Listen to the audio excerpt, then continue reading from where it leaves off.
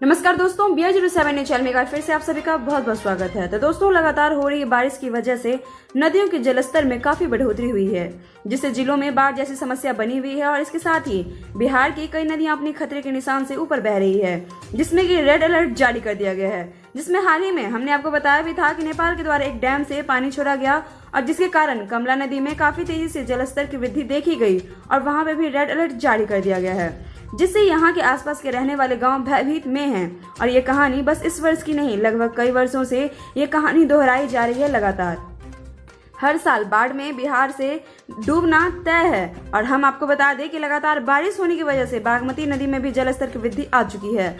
हम बात करें दरभंगा के अगर बागमती नदी के जलस्तर की, तो अब धीरे धीरे बढ़ता जा रहा है वो। और वहीं स्थानीय लोगों का कहना भी है कि अगर बारिश इसी तरह से होती रही तो जल्द ही बागमती नदी का पानी घरों में भी घुसने की संभावना है।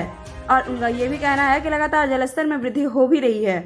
वहीं हम अगर अन्य क्षेत्रों की बात करें तो हमें कुछ लोगों ने अपने इलाके का वीडियो भी भेजा है और हमारा भी फर्ज बनता है कि हम उन वीडियो को आप तक पहुंचाएं, ताकि जो भी वहां से हो सके, वो जरूरतमंद लोग हों, वहां उनकी तरफ से पूरी कोशिश की जा सके कि हम उनके लिए कुछ अच्छा कर सकें। और अभी जो वीडियो आप अपनी स्क्रीन पर देख रहे हैं वो है अहमदाबाद कटिहार का।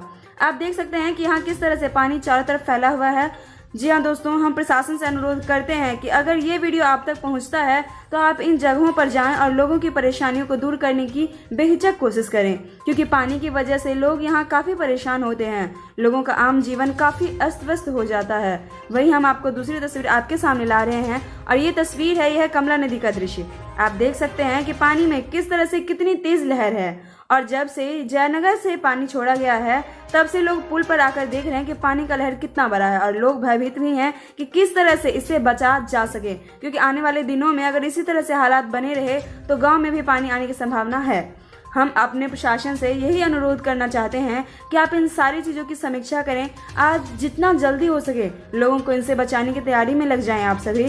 तो दोस्तों, हम इसी के साथ लेंगे आपसे विदा, फिर मिलेंगे नेक्स्ट वीडियो में। तब तक के लिए आपसे अनुरोध है कि आप सभी इस बारिश से बच के रहें, बाढ़ के पानी से सुरक्षित रहें, घर पे रहें, स्वस्थ रहें, सुरक्षित रहें। साथ ही दरभंगा से जुड़े हुए, बिहार से जुड़े हुए लोकल खबरों से लेके दरभंगा एयरपोर्ट से जुड़े हुए तमाम खबरों के लिए आप हमारे चैनल के साथ बने रहें और सब्सक्राइब करना बिल्कुल भी ना भूलें और बेल आइकन जरूर प्रेस करें, ताकि हर अपडेट समय के साथ हम आप तक पहुँचा सकें। तब तक के लिए शुक्रिया।